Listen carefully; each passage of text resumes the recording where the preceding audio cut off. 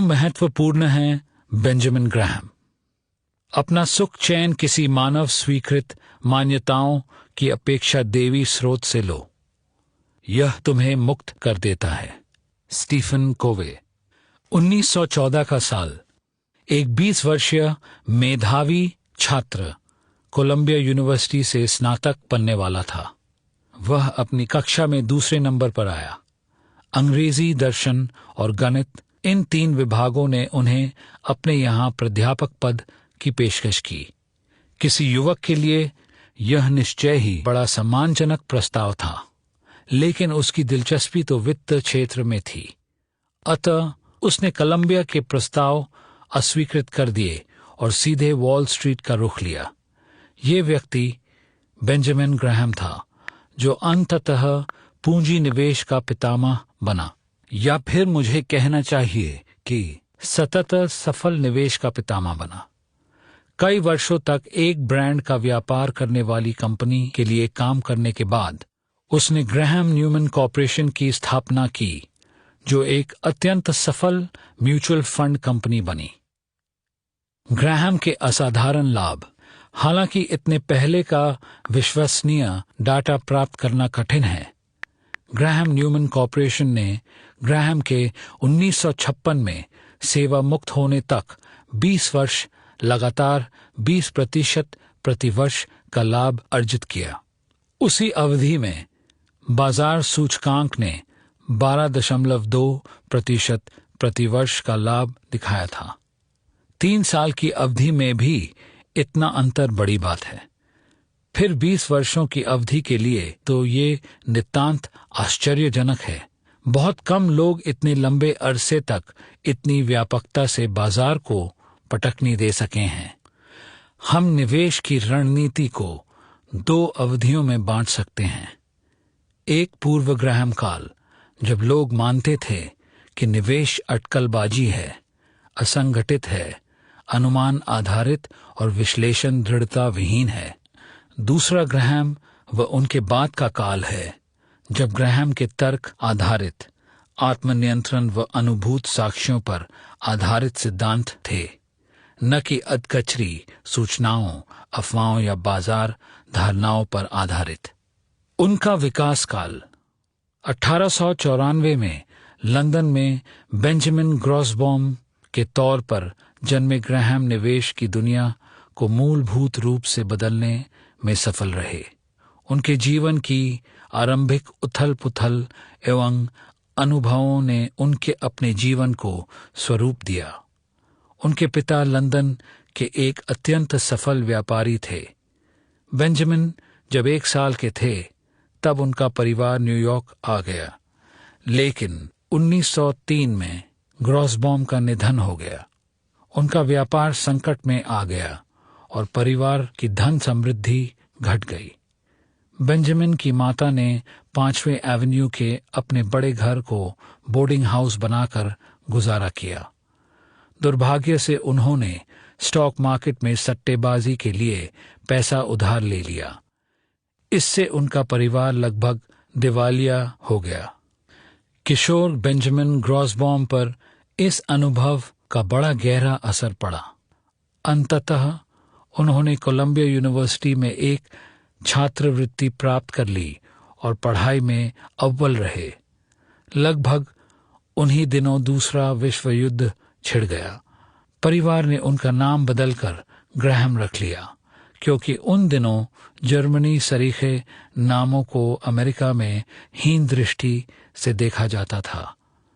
स्नातक बन जाने के बाद वे भी अपने समय के कई अन्य महत्वाकांक्षी लोगों की तरह वॉल स्ट्रीट चले गए। वहां वे एक प्रख्यात निवेशक बने और उनकी ग्राहम न्यूमैन कॉर्पोरेशन अमेरिकी इतिहास की सर्वाधिक सफल म्यूचुअल फंड कंपनियों में से एक बन गई। ग्राहम की विरासत। बेंजामिन ग्राहम का योगदान ऐसा था कि सन 1976 में फाइनेंशियल एनालिस्ट जर्नल ने लिखा, शेयर बंद पत्र प्रतिभूति विश्लेषण के क्षेत्र में दूसरे स्थान पर भी किसी व्यक्ति के होने के बारे में सोचना कठिन है। सन 1934 में डेविड डॉड के साथ उन्होंने अपनी सर्वकालिक प्रतिष्ठित पुस्तक सिक्योरिटी एनालिसिस शेयर विश्लेषण लिखी। वैज्ञानिक तरीके से निवेश पर लिखी गई ये संभवतः पहली पुस्तक थी। आज हम जिन बहुत सी बातों को आम समझ मानते हैं वे उन दिनों सामान्य नहीं थी। उदाहरण के लिए इस पुस्तक में लिखा है, निवेश वह क्रिया है जो गहन विश्लेषण के तहत मूलधन की सुरक्षा और पर्याप्त लाभ दिलाती है। जो क्रिया इस आवश्यकता को पूरा नहीं करती वह अटकलबाजी ही है। आज ये आम समझ की बात है, लेकिन उन दिनों ये दूसरों से आगे ले जाने वाली थी। वर्ष 1949 में बेंजामिन ग्राहम ने द इंटेलिजेंट इन्वेस्टर लिखी। उन्होंने दशकों तक सफल निवेश करते हुए जो ज्ञान और अनुभव पाया था, यह उसका समाकलन था। वॉरेन बफेट के शब्दों में निवेश पर लिखी गई ये सर्वोत्तम पुस्तक है। सरल व सशक्त अंतर्दृष्टि। आगे हम द इंटेलिजेंट इन्वेस्टर में व्यक्त कुछ विचार उद्धृत कर रहे हैं जो मेरे मन में कौंधते हैं। अपने 50 वर्ष से अधिक के शेयर बाजार के अनुभव और अवलोकन में हमें एक भी व्यक्ति ऐसा नहीं मिला जिसने बाजार का अनुसरण करके लगातार और स्थायी रूप से धन कमाया हो। हमें ये कहने में तनिक भी हिचक नहीं है कि ये रवैया जितना लोकप्रिय है उतना ही भ्रामक भी है। अच्छे निवेश के मूलभूत सिद्धांत एक दशक से दूसरे दशक में बदलते नहीं, लेकिन वित्तीय प्रक्रिया और वातावरण के अनुरूप इन सिद्धांतों को लागू करने में परिवर्तन अवश्य करना चाहिए।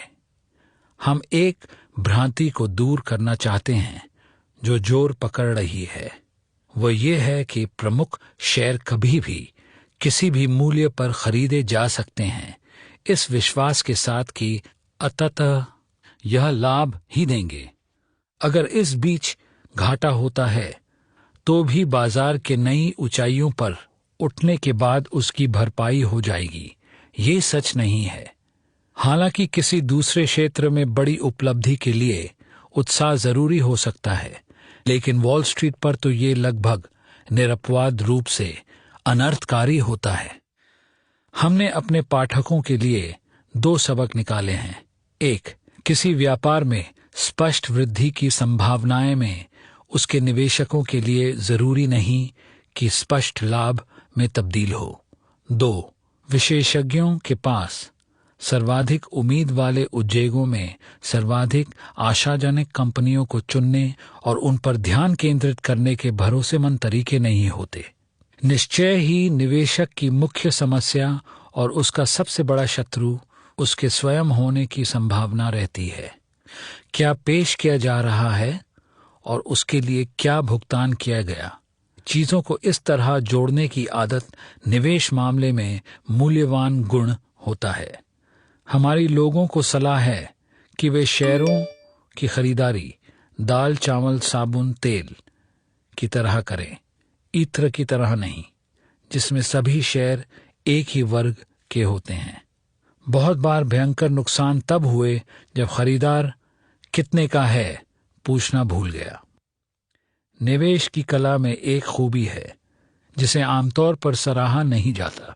एक आम निवेशक बहुत कम प्रयास और क्षमता के साथ भी बहुत शानदार न सही लेकिन अच्छा परिणाम हासिल कर सकता है, लेकिन इस आसानी से पा सकने वाले स्तर में सुधार करने के लिए बहुत अधिक बुद्धिमानी और उसके प्रयोग की आवश्यकता होती है। अगर आप अपनी निवेश योजना में थोड़े से अतिरिक्त ज्ञान और होशियारी का ही इस्तेमाल करेंगे तो सामान्य परिणाम से कुछ अधिक पाने के बजाय आप देखेंगे कि आपने बुरा ही कर दिया। निवेश सबसे ज्यादा समझदारी वाला तब होता है जब वह व्यापार सरीखा है। उन योग्य व्यापारियों को देखकर तब हैरानी होती है जब वे वॉल स्ट्रीट में अपने उन सभी सिद्धांतों को ताक पर रखकर लेन देन करते हैं जिनके दम पर वे अपनी कंपनियों में इतने सफल रहे हैं। लाभ कमाने के लिए निवेश उम्मीदों पर नहीं, अंकगणित पर आधारित होना चाहिए। अपनी जानकारी और अनुभव पर भरोसा रखें। अगर आपने तथ्यों के आधार पर कोई निष्कर्ष निकाला है और आप जानते हैं कि आपका निर्णय सही है, तो उस पर अमल करें, भले ही दूसरे आपसे असहमत हों या हिचक रहे हों। प्रतिभूति की दुनिया में पर्याप्त जानकारी और परीक्षित निर्णय ध्यान में होने के बाद साहस ही सबसे बड़ा गुण है। उपर्युक्त बुद्धिमानी की बातें हमें 500 पृष्ठों की इस पुस्तक के लगभग 100 पृष्ठों में उपलब्ध हुई है। मेरे विचार में इन बारीकियों को समझने की तरकीब उन्हें केवल पढ़ना नहीं, बल्कि उन्हें आत्मसात करना है। उन्हें अपनी दैनिक आदतों में शामिल कर और निवेश करते समय सावधानी के साथ उनका प्रयोग करें।